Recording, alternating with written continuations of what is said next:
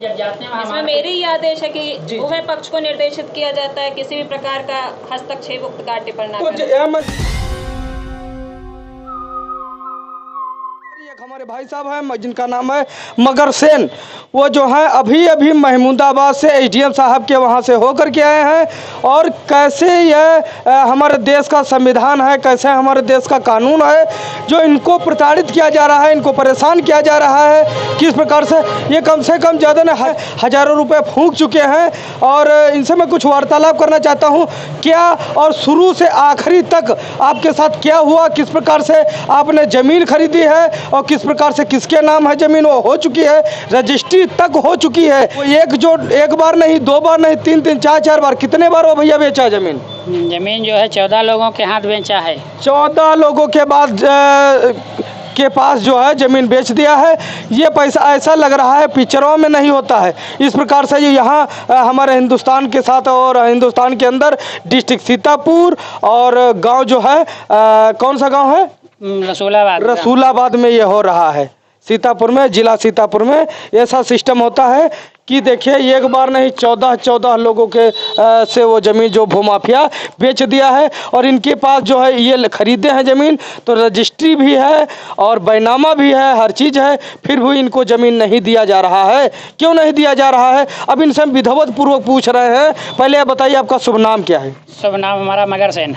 किसके नाम खरीदे थे जमीन? अपनी पत्नी निर्मला देवी के नाम। अच्छा, वो दाखिल खारिज हो चुकी है? दाखिल खारिज हो चुकी है, रजिस्ट्री भी हो चुकी है? रजिस्ट्री भी हो चुकी है। फिर उसमें दिक्कत क्या है? दिक्कत है वो बेचने वाला का क्या नाम है? बेचने वाला विनोद कुमार पुत्र काशीराम। विनोद कुमार पुत्र काशीराम है।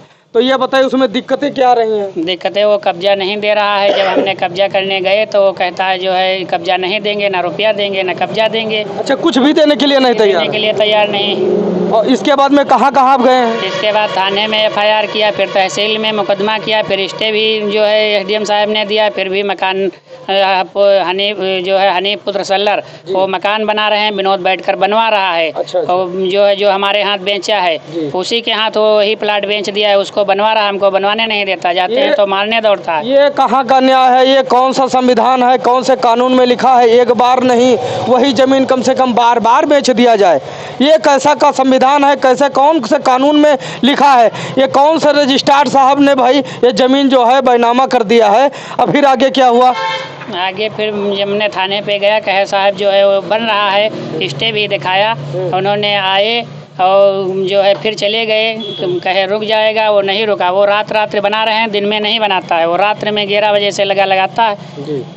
और अपना मकान जो है जब सुबह जाते हैं तो हमको खड़ा मिलता है दीवार, हाथ दो हाथ। अच्छा, मतलब रात में बनाता है, दिन में नहीं बनाता है। तो इसमें मिली जुली किसकी भगत है? अब इसमें जो है कानून की जरूर मिली जुली भगत है। नहीं, क्यों नहीं रुकता? 112 कॉल किया, फिर थाने पे गए, दिन भर बैठे रहे, फिर मुलजिम को बुलाया, मुलजिम नहीं आया। क्यों नहीं आया भाई? प्रशासन बुलाया, मुलजिम ना आए, ऐसा तो है नहीं सकता है। तो फिर तो विनोद आज तक थाने ही नहीं आया। अच्छा, विनोद जो है थाने में जाता ही नहीं है जी। और फिर भी उसकी सुनवाई होती है? फिर भी उसकी सुनवाई होती, हम जब बुलाते हैं तब जाते हैं। और इसमें मारपीट हुआ है? इसमें झगड़ा हुआ था उस दिन, जो है उस दिन मारपीट हो गया था, उन्हें मारने हमको दौड़े थे। तो हमने कहा भाई आप जो है हमको हमसे मतलब नहीं, विनोद से ज़मीन लिए, विनोद से मतलब है, आप विनोद से मारपीट करिए, हमसे क्यों करते हो? तो उन्होंने कहा नहीं तुमको ही मारेंगे। तो हमने तो अब हम जाते हैं फिर कार्रवाई करने, पुलिस को साथ लाए। पुलिस के सामने हमको मारने दौड़े। नेकपाल साहब थे, उनका रामनाथ नाम है, ग्राम तिलपुरा के रहने वाले हैं। फिर भी वो उनको अच्छा, पुलिस के सामने आपको मारने के लिए दौड़ा? ये कौन सा किस्म का इंसान है? दबंग किस्म का इंसान है जो प्रशासन आता है, प्रशासन के सामने मारने पीटने के लिए तैयार हो जाता है, फिर भी प्रशासन जो है कुछ नहीं कर पा रहा है। पता नहीं कैसे क्या सिस्टम है, प्रशासन जो है उसके अंडर में है। अब क्या है अब ये तो हम नहीं बता सकते हैं। अब फिर आगे क्या हुआ? ये जो है आज जाकर के जब एसडीएम साहब के वहाँ गए तो एसडीएम साहब ने क्या बोला? अब एसडीएम साहब ने यही बोला कि हम अपनी कार्रवाई तो कर दिए थे और फिर भी अब जो है आगे जाइए। अब अभी एसडीएम साहब ने बात किया, फिर बात जो है थाने इंस्पेक्टर साहब से। अब इंस्पेक्टर साहब से उनसे क्या बात हुई है तो हमको पता ही नहीं भाई। नहीं, अभी बता रहे थे कि इन दोनों को जेल भेज दिया जाए। कौन से कानून के, कौन से धारा के अनुसार भेज थे? तो कहा जाओ इन दोनों जो है पकड़ कर जेल भेजिए सबको। अच्छा, ये एसओ साहब से कहा है? जी। एसडीएम साहब ने? जी।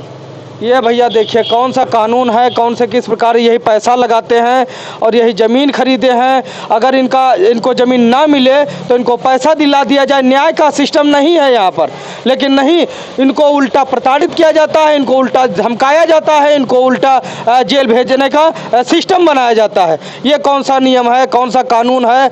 अब देखते हैं इसमें क्या होता है क्या नहीं है। एसडीएम साहब से हमसे बातचीत किए हैं, एसओ साहब ने, हम कल एसओ साहब से बातचीत किए तो एसओ साहब ने डायरेक्टली शब्दों में कह दिया कि हमारा उसमें कोई मतलब नहीं है, एसडीएम साहब जाने। तो हम डायरेक्टली आज एसडीएम साहब के जब आवास पर गए हैं, तहसील को गए हैं, तो एसडीएम साहब ने एसओ साहब को फ़ोन लगाया, तब एसओ साहब घबरा गए। एसओ साहब घबरा गए और वो बताने लगे बकवास है, बकवास कर रहे हैं।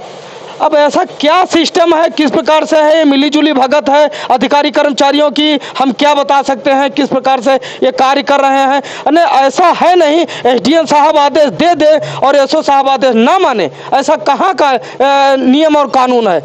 अगर ये हमारा प्रयास अच्छा लगा, इसी के साथ हम बार बार मिलते रहेंगे। अगर ये भाई साहब का कार्य होगा तो ठीक है, नहीं होगा फिर ठीक है, अगर हो जाएगा फिर मिलेंगे, नहीं होगा फिर मिलेंगे। ये हमारा प्रयास अच्छा लगा तो लाइक करिए, सब्सक्राइब करिए, कमेंट भी करिए। इसी के साथ मैं विदाई ले रहा हूँ। आप देख रहे हैं crime Bharati international news plus NTTV Bharat.